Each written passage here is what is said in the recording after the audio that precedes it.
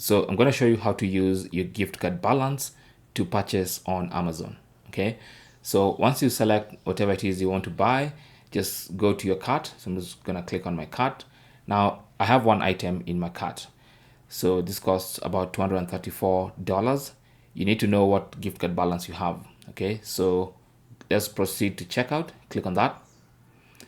Now from here, as you can see here, my order total is here. So you can see my item, what it costs, and you can actually see that as long as I have sufficient gift card balance, it's going to take that in the gift card.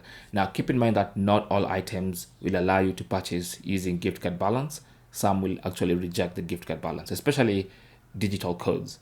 Now you can see I also have my Visa in the Amazon account. I have my address here.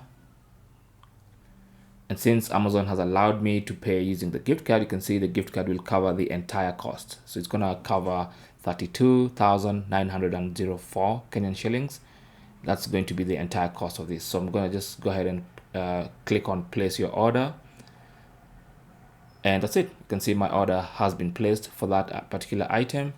And that's how to make purchases or how to buy stuff on Amazon using your gift card balance. Thanks for watching and good luck.